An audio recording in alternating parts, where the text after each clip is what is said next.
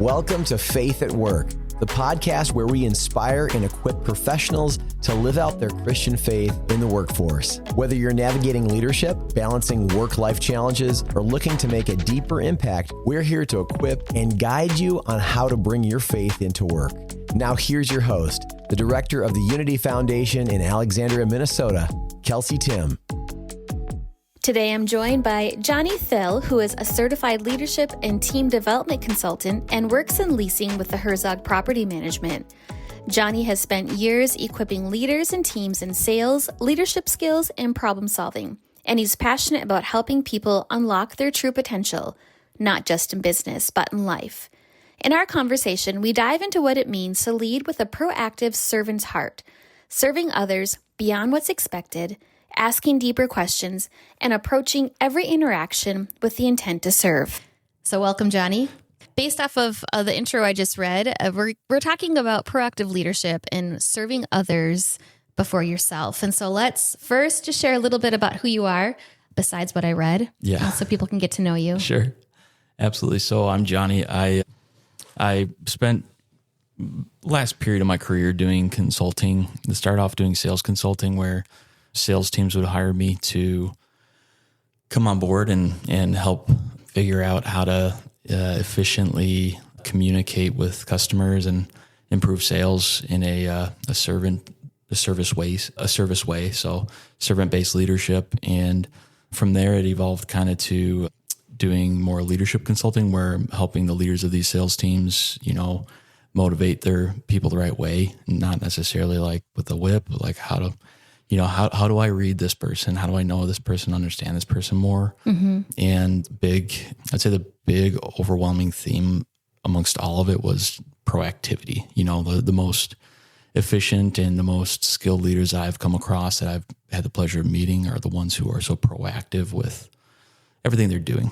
They're not playing from behind, they're not on their heels all the time. And so when you asked what we want to talk about today, I also did ask my boss, I'm like, hey, because when you say like, what do you want to talk about? I'm like, I don't know. Like, what do I do well? I don't have no idea. Right. But my boss, he told me, he said, proactivity and kind of going outside of the box with helping people is what I was good at. So I was like, all right, I can do that. Let's talk about it. So yeah, that's me. And yeah, I now work in leasing at Herzog Property Management, and I love being there. It's awesome environment, and I know it's newer to Alexandria, but we're developing a lot of Alexandria with real estate and apartment buildings, and love the opportunity to get to impact the community through that. And it's really fun. That is, and me being a boy mom, you are in that same category, not being a mom, obviously, but you are correct. Boy dad. Yes, 3 boys. Which is so fun. 3 boys, and then an amazing wife who is a lot cooler than me. So I'll do my best to be cool for the people listening. But if people really want to get a fun glimpse into our family, you should talk to my wife, because she's pretty awesome. She is really awesome. Yeah, I love her. So back to proactive leadership. What does that actually look like in action, Johnny? Yeah, so I got a minor in leadership when I was in college, and more focus in leadership. And, when I got that focus, I was like, yeah, I'm going to be a good leader. And like, when I got out of school, I was like, well, how do I use this? What do I do with this information? And, it's not like a cut and dry, like, you're going to be a leader, you're not going to be a leader. It's like every single person in whatever role they're in, at least this is my belief, is called to lead themselves, right? Or be led by Christ. And that's the best leadership you can have, is being led by Christ. And so really proactive leaders, from what I've seen with the companies I've worked with, and the high performers and the people who just have like a web weaved of impact with people, is just this overwhelming sense of, moving forward, not necessarily moving backwards. Things definitely need to be looked at, especially in business, from a retroactive standpoint, like what happened here, what could we look like, what could we do differently, what changes do we have to make. But overwhelmingly, like they spend a lot of their time not necessarily dwelling on the past, but living towards the future, and also encouraging those people around them to do the same thing. Mm-hmm. So yeah, it's a simple concept, because I'm pretty sure every single person listening to this podcast has heard, like, I need to be proactive, especially if you've read the Bible, like Jesus was the most proactive person that we can model ourselves after. And proactivity is kind of weaved throughout the Gospels, but it's even in Proverbs, and like Solomon knew very well about proactivity, but it's very much I'm stepping forward. I'm living into the future of what could be, I'm pulling out, I kind of think of the way Simon, he was not like a very steady person. He was the guy who fell into the water. Yeah, he did take a step out of the boat, but also he's the one who fell in the water because he stopped trusting. And he's the one who denied Jesus. He's the one who cut off the ear of the guy. But like his emotions got ahead of him a lot of times. But yet at the same time, Jesus named Simon the Rock, like Petra or Peter the Rock. Right. And, Jesus called Simon into more than what he knew. And I feel like that's something that I've seen a lot of leaders do, where they call people into more, even when you don't necessarily, that person might not believe it, that person might not see it, and the evidence, the quote unquote evidence might not be there, but leaders, it's almost like you are, I don't want to say prophetically, but kind of like you are, the plans God can, or we don't know the plans he has for us, but he knows the plans he has for us, but we know the plans are bigger, right? It's kind of like when I'm praying over my kids every morning, pray for the anointing. I was very blessed to have parents who prayed for my anointing in life. And at the time I had no idea. I'm like, okay, like I'm going to do big things in life. Cool, whatever. But now at this stage of being a parent, to be able to pray over an anointing on my kid's life is, I know they don't understand this right now. They might not ever understand it, but God understands it. And God has anointed them before I even prayed that over them, and that's kind of what I've seen leaders do, is they call the next step forward before that person's even ready to see it. If that makes sense. Yeah.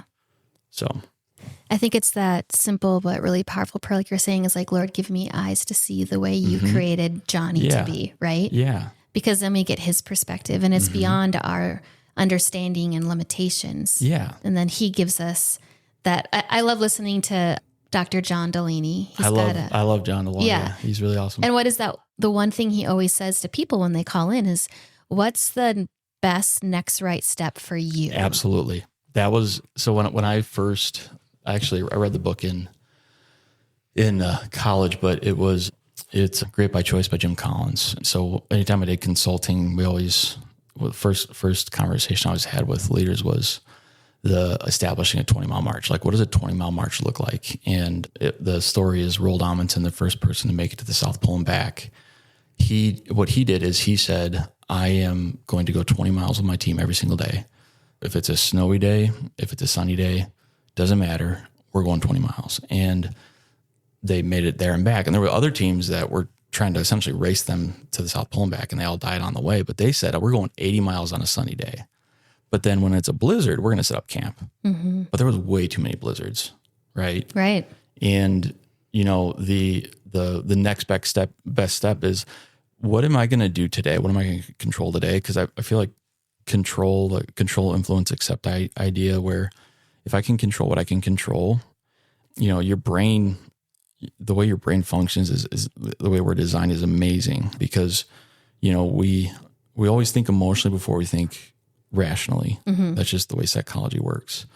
But when it comes to thinking rationally, it's almost like you can almost jolt yourself into thinking rationally sometimes, where if I'm emotional right now, like I was talking to one of my friends yesterday, really good friends, and he and I were just talking about like what's right now, like with all these emotions in this situation, what can I do to control what I can control? Because it's almost like when you're doing an action, when you're doing something, even when you don't want to do it, it's neuroplasticity, the brain's ability to create and maintain neural pathways. Like, right.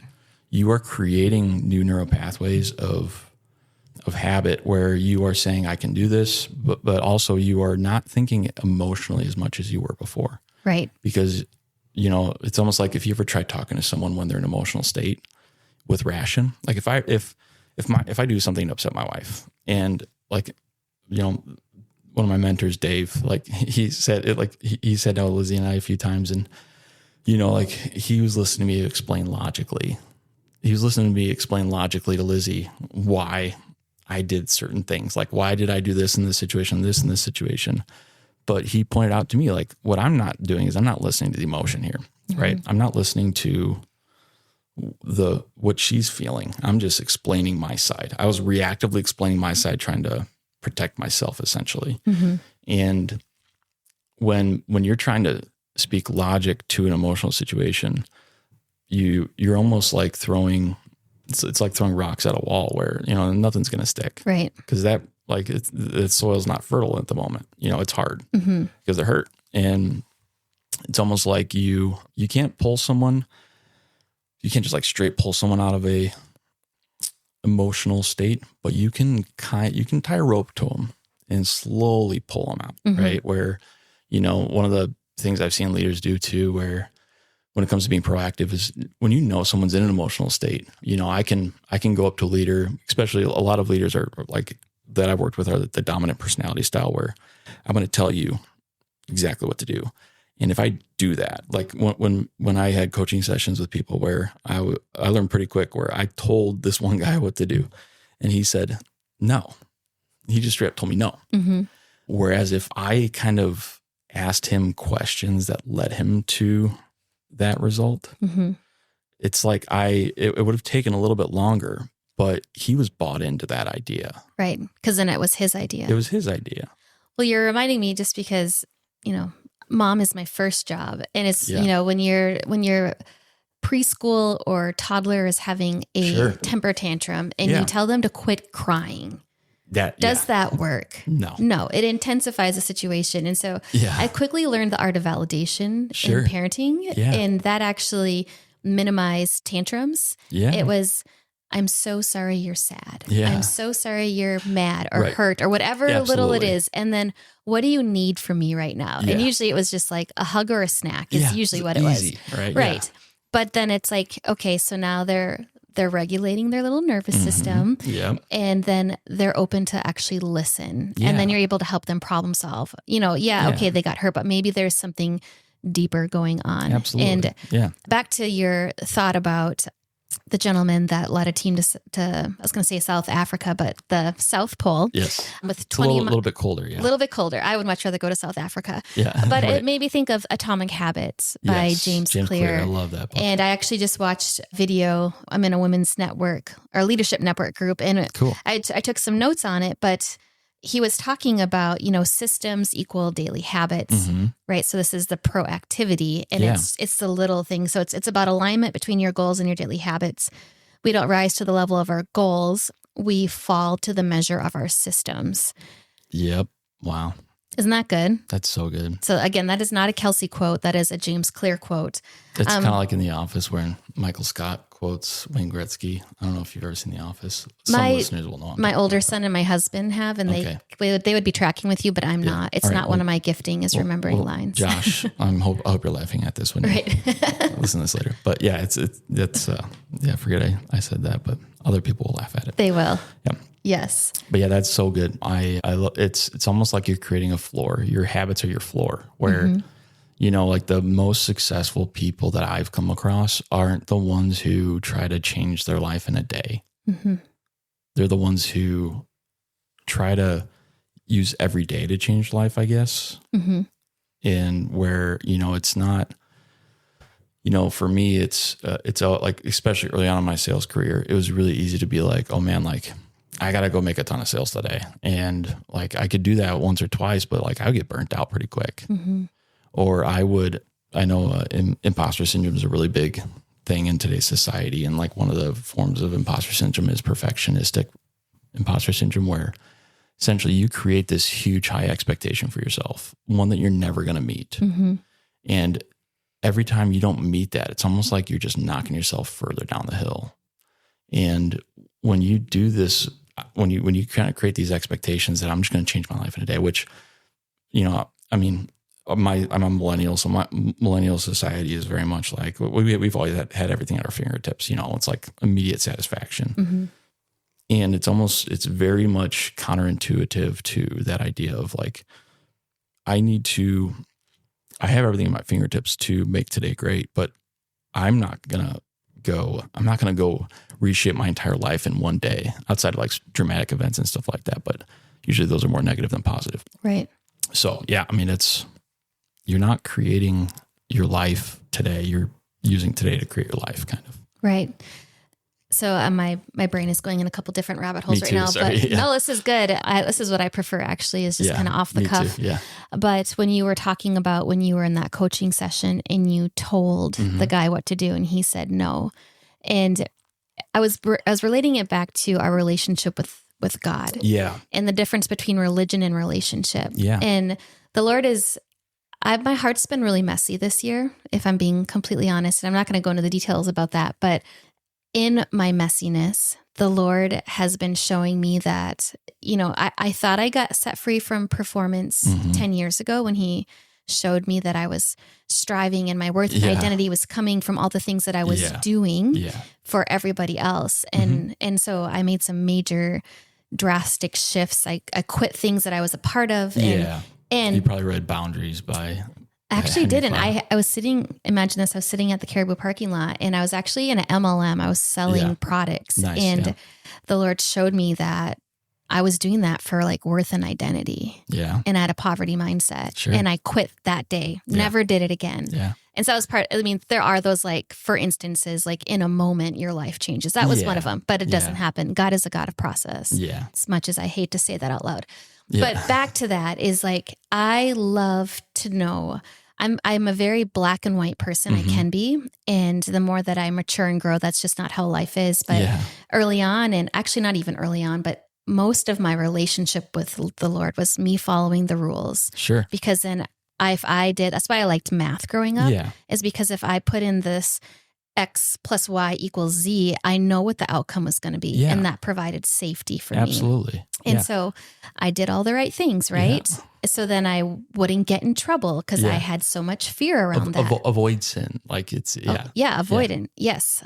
But the Lord is showing me that, yes, I've been mostly set free from performance for my worth and identity. Yeah. But he's been showing me this month that I'm still doing output to receive his love. Yeah. And that's still like that religious mindset that I need to get broken free from. Well, and if you think about even the other side of it too, is the imperfection that comes when you don't, right? It's almost like I'm running away from this imperfection where I essentially, there's this side of me that I just don't even want to look at. Cause I struggle with the same thing where it's like, I grew up in the church, an amazing church, amazing godly parents. And but like there was a time in college where I was just like, well, I believe this stuff. I know this stuff really well, but I believe it for other people, but not for myself because I knew all the junk in the closet, Right. And it's almost like I was running away from that junk. But the 2 Corinthians 12 verse where through your imperfections, my power is made perfect. My grace is sufficient for you. Right. And it's almost like it's a very direct counterattack to the idea of striving for perfection is that I'm supposed to be imperfect because I wouldn't need God if I was perfect. Right. But Corinthians also talks about, I think it's 1 Corinthians talks about like godly wisdom compared to human wisdom and the value of godly wisdom compared to human wisdom is almost like if I was a perfect human being, I would have all the human wisdom in the world, but I wouldn't have an ounce of godly wisdom. Right. But that ounce of godly wisdom is far greater than the complete whole human being with a human wisdom. Yeah. And it's amazing. It is. Well, and back to just input equals output, right? And so I don't know if other people that are listening, if they can, and I'm bringing this back down to our relationship with the Lord, but you've done X, Y, Z and you encounter Jesus this way, right? Yeah. So I start my quiet time with 10 minutes of worship music and then I'm going to be in the Word for 30 minutes and then I'm going to pray for however. And I feel his presence and he speaks to me and that's good. That's a great way to start being proactive in starting a relationship with Jesus. But I've been in these different seasons where I do those things and I don't get the same output anymore. Yeah. And then I get mad. And then I feel disappointed. It's a transactional relationship. It is. I'm expecting something to happen. Exactly. So if I do this, you're going to do that. Yep. And that's not how he works. And I think he has patience with our process when we're starting to know him, and he knows the seasons of life that we're in. But it's learning. And this is just a message that burns in my heart right now. And it's personal. It's like, we have to learn how to be with him before we go and do. And Absolutely. I've been doing I found Jesus when I was 9, and I'm really good at doing. Yeah. And so, and it's this term of like embodying Jesus, embodying the message that he's placed in our heart. Yeah. And that isn't input equals output. Right. That is just learning to just like be still before God. And so it's a journey, it's a process. And it is those proactive steps of any part of our life, right? Absolutely. And it is going to look different. And there isn't, unfortunately, there's cookie cutter things for math equations or science.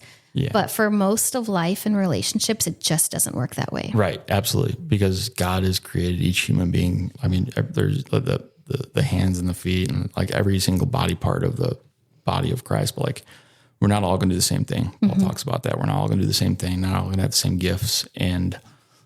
But like, if I'm expecting my foot to do what my hand can do, like, wrong. Like I'm dumb for doing that. Like, right. Because I'm expecting an outcome that isn't realistic. And this kind of ties into what we were just talking about, but it talks about leaders often find themselves tasked with creative problem solving. So how does creativity tie into being proactive? That's a good question.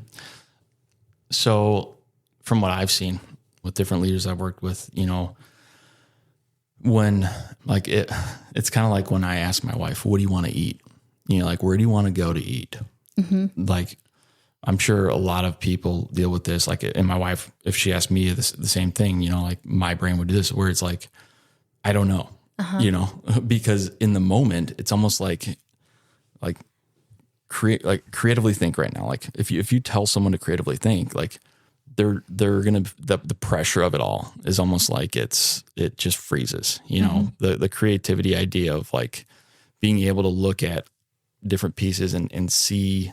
Creativity requires seeing more than what's on at face value, right? Where, I mean, look, my oldest son, Johnny, I just love the way his mind works, where, we got him, he got some fish a couple weeks ago, and first pets he's ever had. So he has 2 fish. And one of the first things he wanted to do is he wanted to create a communication device where the fish can talk to us. And I was like, okay, like that's so cool. But then he started pulling out all these different things that he wanted to put together to do it. And I'm sitting there thinking like, listen, bud, like I got to do the dishes right now. Like, like we have 2 other kids that needed attention as well. And like his mind was running, but my mind wasn't. And, because my mind was in action mode, not necessarily creativity mode. Right. And I feel like when it comes to, the higher level leadership you get into in companies and, even being leaders in your home, like you are presented with different problems. And the more problems you're presented with, the more solutions that need to be created. And, I think that's one of the hardest things for me as a husband, where like, kind of like the performance-based thing where, like if my wife and I, our story has been written very beautifully by God, especially over this last year or 2. But, like there's certain problems that arise where, I don't know how to say, I don't know, and it's almost like I expect myself to have this answer right now. And oftentimes the reason why I don't have those answers right in that moment is because A, I haven't spent time with God on it yet. And B, it's because I'm in the emotion right in that very moment, like our body has reflexes where like if there's a football coming at my face, I'm going to put my hand up and try to catch it. But creativity is a little different than reflexes, where reflex is just your subconscious mind or unconscious mind just, blocking something away. Whereas creativity is more of I need to see not necessarily what's right now, but I need to see what the final result needs to be. And I need to construct a pathway to this end result from where I am right now. But it requires looking at so many different variables that are there. And when it comes to being proactive and having the ability to be creative with problem solving. If you think about the amount of variables, like if I know going into a conversation, like 5 or 6 of the variables that are in play with a situation, and someone provides me with this problem and the solution that needs, like the solution that needs to happen at the end, like the result that needs to happen at the end, I have 5 or 6 variables that I'm already aware of, where I can use these 5 or 6 variables and kind of navigate to piece things together in the way that's going to be efficient and then the way that's going to be impactful. Whereas if I'm going in to this meeting where I need to problem solve and I'm thinking about all these emails I haven't done, I'm thinking about this like 3 or 4 people I need to call that I haven't called yet today. If I'm thinking about, what's going on at home, because we don't work to live, or we don't live to work. We work so we can live, right? And like if there's a comet headed towards Earth, which I don't think that's biblical, but like say in this situation, like a comet headed towards Earth and we were all going to die. Like I'm going to spend time with my family. I'm not going to the office as much as I love my coworkers. Like I love you guys if you're listening to this, but I'm going to hang with my wife and kids. Yep. But like at the end of the day, that's the important thing is my wife and kids. And it's hard to just detach from life when you go to work. Right. Which is why, I oftentimes I say, like, when you see someone who's really growing as a leader at work, it's hard to believe that they're not also growing in their ability to be a better husband, better wife, better parent, better friend, sister, brother, daughter, son. Like it's hard to believe they're not growing everywhere else in their life, because you can't just segment your brain. Some people can if they have some like pretty intense trauma or just the ability to do that. I don't know, but I can't. And I just know that as I grow, it just trickles throughout the rest of my life. And so all that to say, that was a rabbit trail that it wasn't, it actually like where do we leads even right start on that one? Well, I have a starting point for you. So what you were just talking about is basically a reactive and a proactive the way our brains work, right? We can't be in survival mode. Sure. You can't be in survival mode and proactive mode at the same time. You were just saying that. So then why is that distinction important to for leaders to understand? That's a good question. Because so you think about it from a customer perspective and from a coworker perspective, where, if I'm dealing with a customer and they're calling angry, yelling at me right now, I can either take the reactive approach of like getting upset. Like, why is this person yelling at me right now? Like getting defensive, where, it's almost like I'm taking this personal. Like I am in this situation and I am taking this personal because today is just a day where I chose to do that. That conversation is not going to go well. Well, it won't go as well as it could. If I were to go into a conversation proactive, where I know, kind of back to the idea where needing to know the result that happens at the end. If I'm going into this situation knowing that, there's a quote, like when I was doing consulting, I studied a lot of different things. One of them was Stoicism, and a lot of the Stoicism ideas I feel like are kind of taken from Scripture and just kind of framed in a different way. But one of the ideas in one of the quotes is, it's not about what happens to you that upsets you. It's about the way you view what happens to you is what really upsets you. So it's pretty much your goggles that you have. And if I'm going into a situation with goggles of hurt, where I'm like, if you look to be hurt, you're going to be hurt, Right. But if you look to serve someone, if you look to put someone else's interests above your own, well, what's going to happen is in that conversation, that person's needs are going to be greater than whatever frustration I'm getting from this conversation. And when I did sales consulting, one of the questions I always got was, what's your favorite sales story? And my favorite sales story was like one of my most loyal customers I ever had when I was in insurance. Started off getting cussed at. Not very. Say from you? No, not from me. I was the one getting shocked. It. I was the one getting it. And okay. He was swearing at you. Yes, he was swearing at me. And I grew up in Chicago, where like communication is a little different than here. So I kind of got excited at like a challenge for account. Like, okay, cool. Like this guy, like I'm going to get a sale here. This is going to be fun. But you turned into one of our most loyal customers because, instead of getting like really frustrated, I got really curious. And that's one of the things too, where like curiosity is a totally different part of your brain than your emotions, where, you know, your curiosity can create emotions, but like if I'm curious about people, if I'm curious about every person, if I'm curious about why someone's acting a certain way, if I'm curious about why that person yelled at me, if I'm curious about, you know, the book Power of Praying Husband and Power of Praying Wife, Lizzie and I we're doing a study on that at V Church in the next couple of weeks, and we're really excited about it. But when I'm reading the book, it's very much like one of the concepts is I need to understand my wife's emotions, just like she needs to pray for wisdom on my emotions. Because men, as much as we deny it, we have emotions, and they're weird sometimes.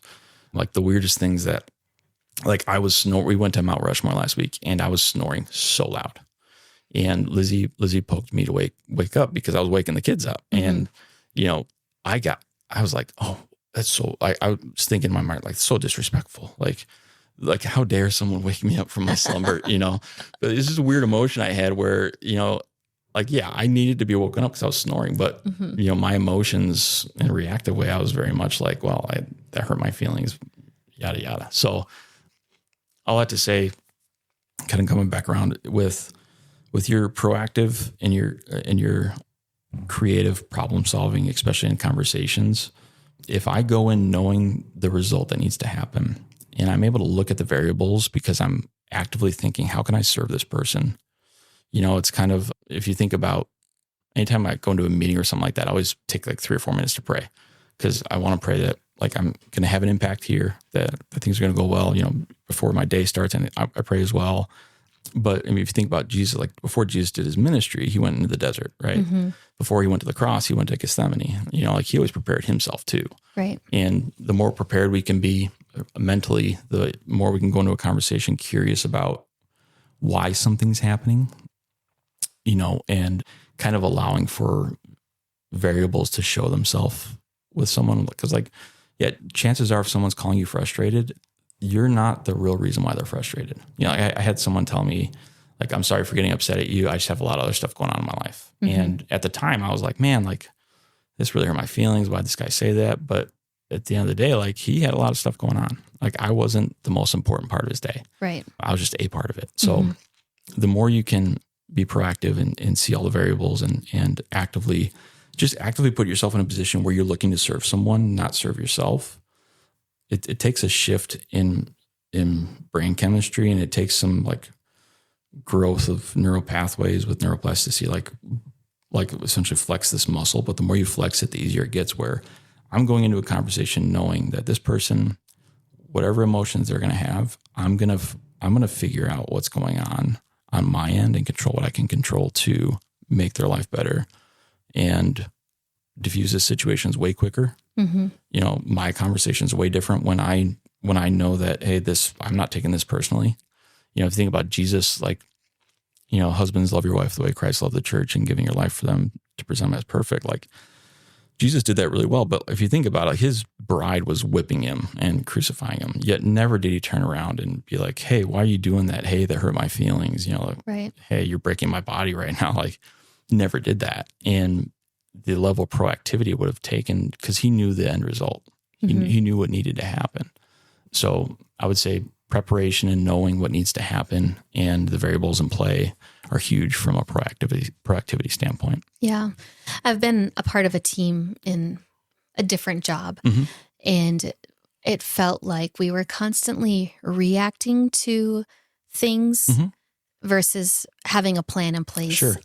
There's such a difference between, like you're saying, reaction and responding. Yeah. And so when you work in an environment like that, your adrenaline is hyped up more because you're constantly feeling like you're behind. Yeah. They actually did studies on that where, you know, children who are in hyperactive, so there's hyperreactivity and then proactive. Those are 2 different modes that they were talking about. And they do, the 2 realms of the brain work together. So it's not like they don't work at the same time. They do technically work at the same time, but you know, when it comes to finding a solution, are you going to get there with anxiety? Or are you going to get there with logical problem solving? And are you going to get there with emotion? Or are you going to get there with logic? And, you know, it's very much where if what they discovered in that study was the level of anxiety created with the hyperreactivity was so much greater in these kids than the level with what they deemed healthy kids, where kids weren't, like, they were thinking logically, not necessarily with their hyperreactivity. So yeah, that makes sense. Well, and I think like a core value that all human beings have is safety. Yeah. And so when you're constantly put into situations where you got to get this out today or it's due by tomorrow and you just find out about it, like that is causing people to, especially people that really value a plan and long-term type things. I'm pretty adaptable. Like, sure. I don't mind the adrenaline rush. I actually perform really well under pressure. Yeah. Like when the time comes and people like, I love a challenge. Me Absolutely. too. However, I don't enjoy living like that all the time. Yeah. And so I think it is really important to consider everybody at the table. Yeah. And I don't think it's a wise decision as a leader or a business owner to constantly be running your business from a place of reactivity versus responding. And that's why we need to have those short-term goals, long-term goals. Yeah. And I think it goes back to Dr. John Delaney. Yeah. And just because something's going on over here, does that mean that it requires a reaction from our team? Do you know what I mean? Yeah, absolutely. And so I think that some people just get in this habit of just always reacting to what's coming at them versus like, we're going to, like you were saying, like being proactive, creating a plan, getting ahead of the game so that you have a long range plan, but there's still flexibility to move and adjust if you need to. But I just think when you can create that kind of safety, clear expectations for teammates, that just creates such a healthier work environment. Absolutely. And on that note too, like creating expectations, I would say expectations are the greatest gift you can give someone, especially on a team where, one of the first things I always did with any sort of team was like, what's the structure? Like who's managing who in this situation? Like, so say a team of 15 people, well, who's underneath who and who's that person underneath? And we always set up a either weekly or bi-weekly check-in, at least for a half hour. Because a lot of the times what happened, and honestly, doing that fixed so much in these businesses where like, this person's not performing well. Well, the leader I was working with, their initial reaction was always like, they're not doing this. They're not performing well. Like, go perform better, you know? But at the end of the day, there was no expectations that were communicated. I was like, okay, so like, what do they need to do? They need to go make this many sales. Like, okay. How do they do that? Well, they need to just talk to more people. I say, okay, how do they talk to more people? And they're like, well, they would call. They'll say, okay, how many calls in a day? Like, it's like the more you can break it down by step, kind of going against the idea of like, not with our faith, like obviously don't do this with your faith, but like more of in a work setting. It's like, if you can create these expectations of, I don't necessarily need you to do, my expectation isn't for you to go out and make 50 sales this month. My expectation is for you to call 40 people today, because I know that the 40 people you call today, when you call 40 people tomorrow, the next day, it's going to add up to 50 sales.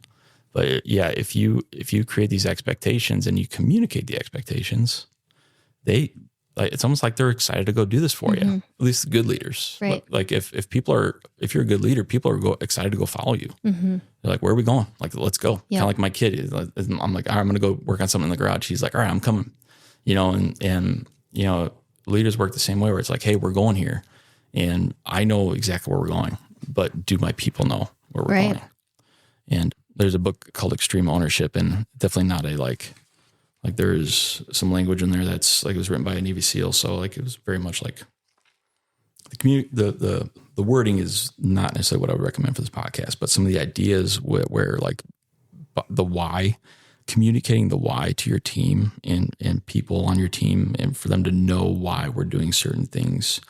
It's almost like they are bought in to why this is happening, and they have more ownership over when things, like I've seen a lot of people jump ship right when something goes wrong, because it's not because the thing happened, it's because they didn't know how they fit into that problem. They didn't know how they fit into the solution to the problem. But if people know why things happen, why we need to do certain things, people have more variable, they know more variables so that they can create a problem solve more better. Mm-hmm. This next question kind of goes into what you're talking about. So we're going to talk about fear of rejection, which I know we've all struggled with.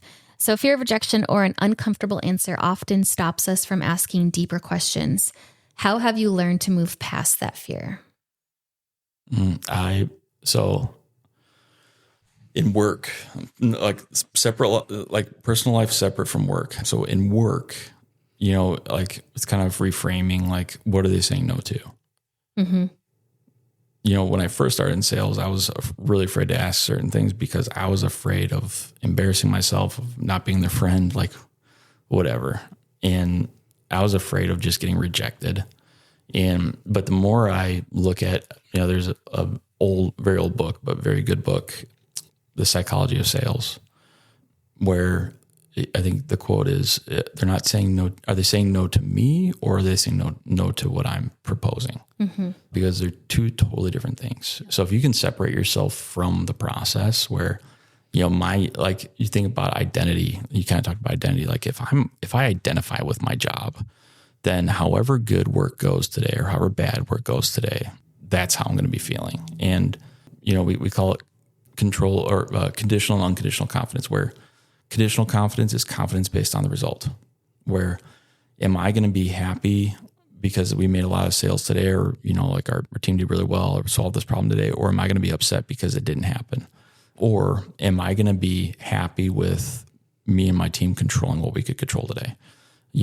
If back to the 20 mile march, my confidence isn't based on the results that happen. Because especially in sales and production, and like the result isn't always immediate that day, even that week. Mm-hmm. But those results always add up. Like it's funny, anytime I met with someone and they were like, hey, I don't know how to get this final result for this quarter.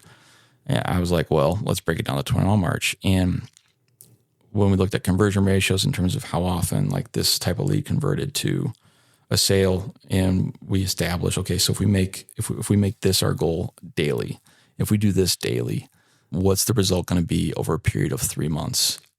The amount of, I'd say 95% of the time, it broke down to exactly what they needed for that quarter. We forecasted exactly what we needed based off of today. So finding our confidence, not necessarily in the end result, but more of what am I controlling? Question? I'm just going to interject one little thought. It's kind of funny. So I've done some sales jobs in, even like in high school. Yeah. And my first one was my brother and I wanted to start a lawn mowing business. Nice, and so we made a flyer with clip art, if you remember what that is.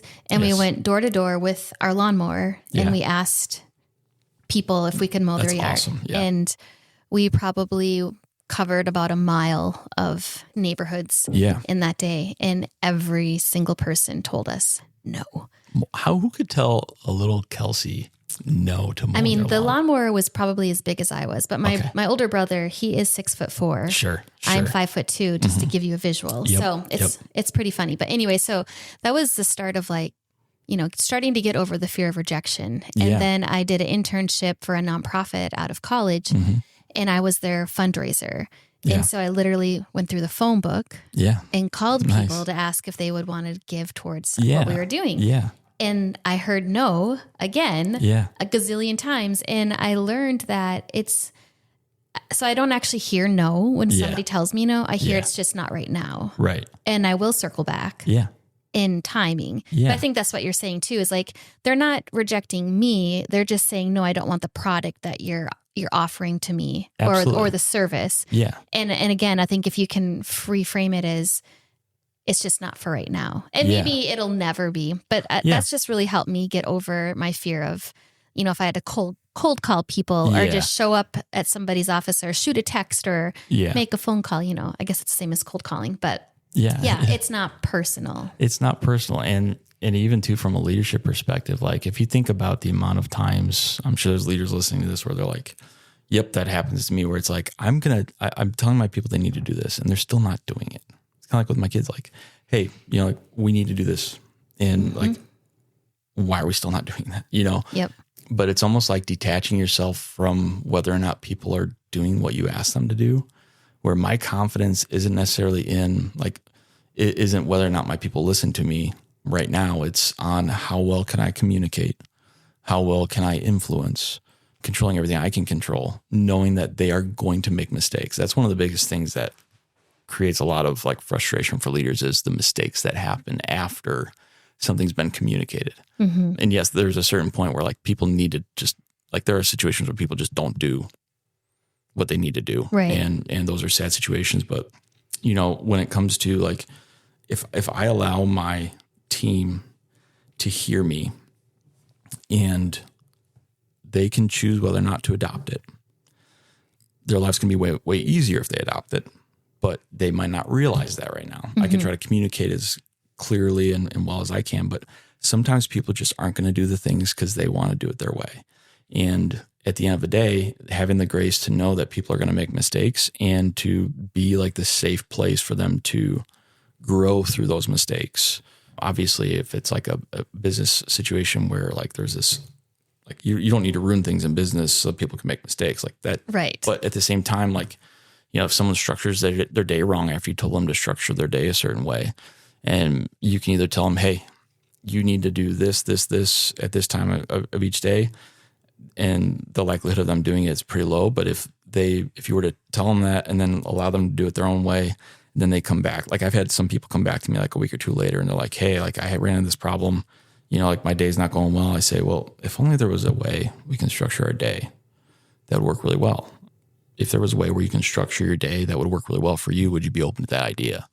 And they'd be like, yeah. And then I would propose the exact same thing that I proposed 2 weeks ago. But instead of me just telling them to do it this way, they were asking for it, you know? And it's because I didn't, like, it's not like I shut them out because they didn't listen to me. And I've seen a lot of leaders do that where they're not listening to me. So why am I even going to spend time on it? Mm-hmm. And I don't believe that's the right approach where if people like are serial non-listeners where they just don't listen. Like, yeah, there needs to be a certain point where the bandwidth is cut off either by severing the tie with them at the company or by creating boundaries where you say, well, listen, I've seen some salespeople do this where they say, like, if my team isn't, not are they seeing the results, but if they're not making a certain amount of contacts in a day, they're limited, like their access to me is going to be limited because I need to give my bandwidth to those who are doing the work, not necessarily seeing the results, but doing the work. You can control work. You can't control results as much as you can control work, but the work controls the results kind of. So creating boundaries where I've seen people do that, where they limit their bandwidth to those who are hungry for it. And that I've seen that be successful, but having grace to know that people are going to make mistakes. They're not going to do what you want them to do. But if you think about the amount of times I don't do, like I've read the Bible like my whole life. I know the Bible well. Mm-hmm. I don't do all the things in the Bible. Right. Like I'm a human being. I sin a lot. I do a lot of things I shouldn't do. It'd be almost as if God were to tell me, well, because you didn't do this, like you're cut off, you know? Mm-hmm. Like, yeah, the Bible does talk about like pruning the tree and like, but like at the same time, there's like Bible is just overwhelmingly filled with grace. And like all the message all through is grace. And at least the New Testament and with the grace idea is very much, are we like James, you know, consider it pure joy when you go through struggles because it creates perseverance. Well, this person's struggling right now because they didn't listen to me, but what a wonderful opportunity for them to learn how to persevere through it. And I feel like leaders need to tie the grace idea in a lot more from what I've seen. Well, and I think it requires the leader to live in tension. Yes. Right? Yes. And it's back to the grace space. Yeah. Where as a parent, you want to tell your kids, go brush your teeth and get ready for bed. Oh, yeah. And I have one child and he tests my patience almost every night I think I with know which this. one. I bet you do. He's wonderful. He is wonderful. And this isn't a great example, but anyways, back to living in the tension. Yeah. And that requires so much more mental and emotional energy. Mm-hmm.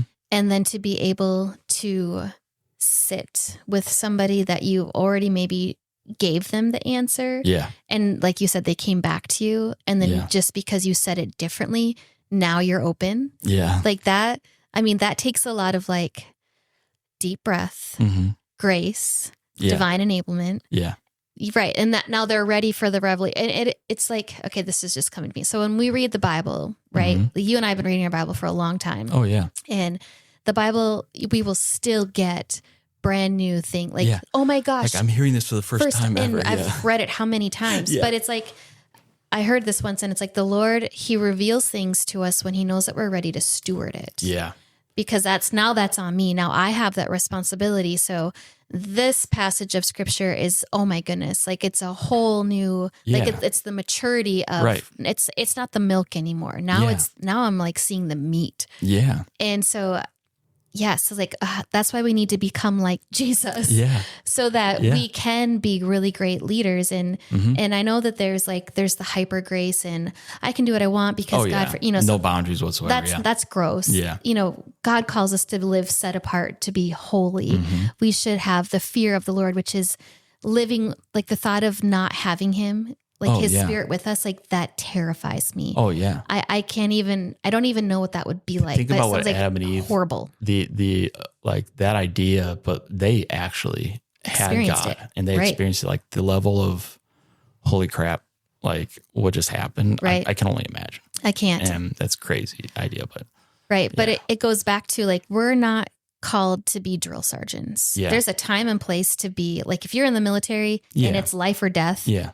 Absolutely. There are moments when you got to turn it on. Yeah. But for the most part, it's not like that. And so I think that's like you're saying, like before you're going into meetings, it's praying, it's inviting Jesus into solutions for problems. Yep. God, okay, what is this? Like, help me to see this person. Why?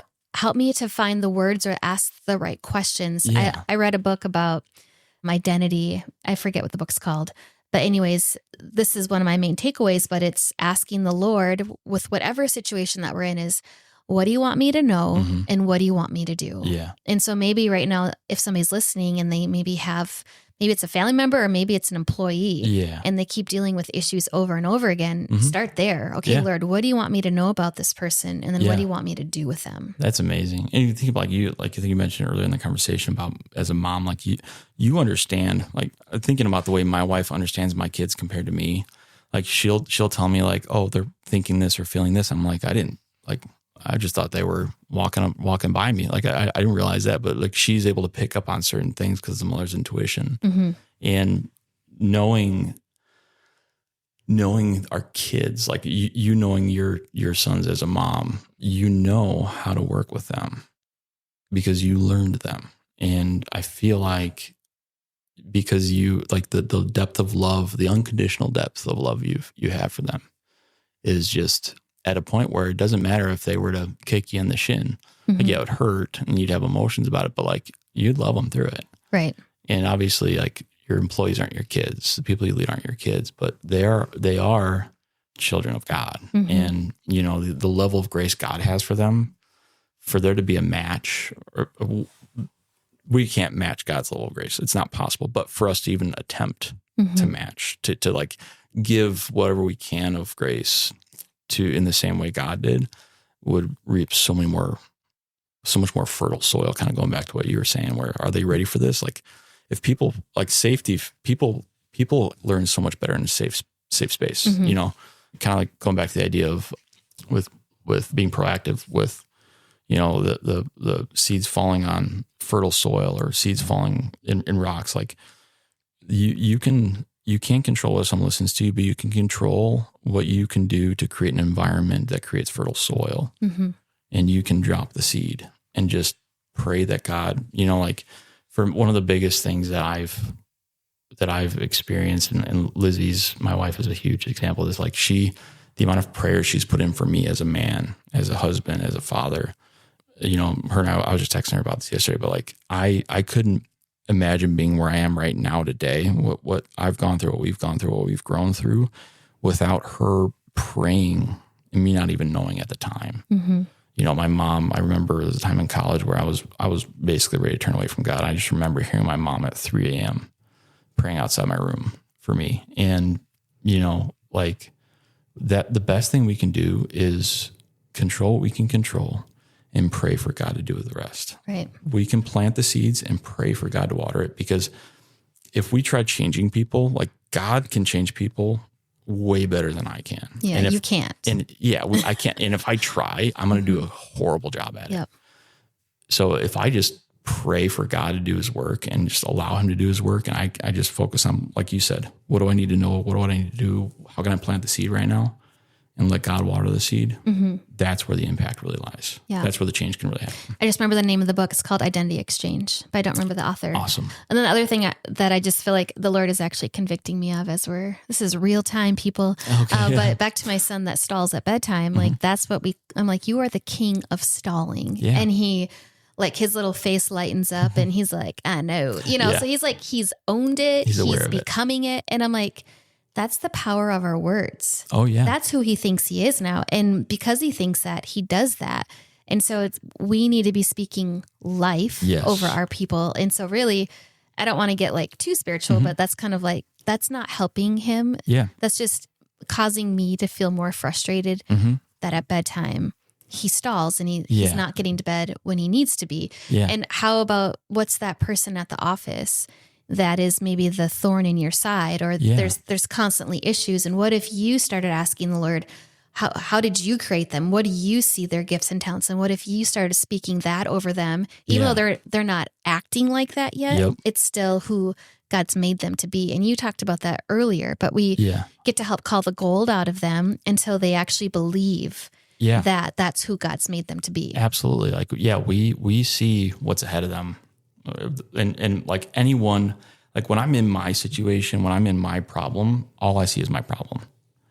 But having people like a strand of two cords is not easily broken. Like, like when you have people around you who are able to see your life, see your problems, see the future, me, when I'm going through it, all I'm thinking about is the problem. But if you have people in your corner, people in your life who are able to see past whatever emotions you're feeling, that's truly where, it's just a catalyst for growth, I would say. It's not like God's not going to grow me. If I'm sitting alone in a desert, like God's going to grow me, but God puts people in my life to be a catalyst for my growth, that they help me see things. I have to be open to the ideas that they bring, but that's why having the right people in your corner, that you pray for them, that God would bring them into your corner. You pray for them as they're in your corner. The catalyst that is for your personal growth is just huge. It is. Well, it's even, my brain's going a bunch of different ways right now, but it's like, what if you asked the Lord for a scripture verse for the people on your team? Yeah. And you wrote it out and you have it on a Post-it and you're praying that over them all throughout the day. Oh yeah. I love praying the scripture and turning them into prayers. I think that's a really powerful tool. And I know we're going to have to wrap up our conversation here in just a little bit. I know. Sorry, guys. We went off a lot of rabbit trails. Well, that's the fun thing. You can always come back and we talk about more, but I'm open anytime. From the time I was 9 until my 30s, I struggled with my body image and I never believed that I was enough. And so I was constantly looking in the mirror and all I saw was lack, and the Lord set me free from it. Yeah. And so part of my journey, going back to neuroplasticity, was I had to create new belief systems about who God made me to be. Yeah. And I remember in that season, we had our treadmill in the garage. It was in the fall. And I would keep the back door open because I love our backyard.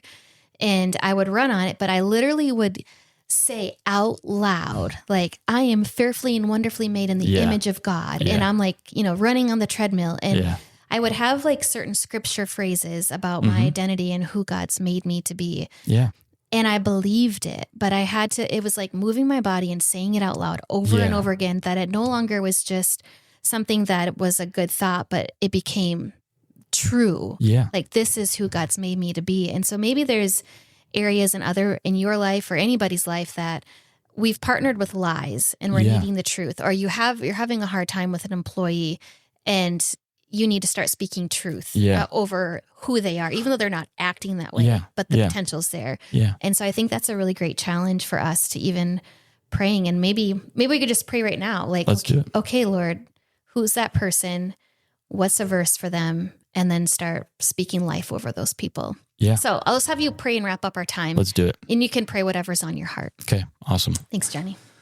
Heavenly Father, thank you so much for Kelsey, for the impact she has through what she does here and Unity Foundation. Lord, bless every single person listening to this podcast, however many people it may be. Pray that, Lord, that you would just be present in their day, be present in their situations, be at work, personal life.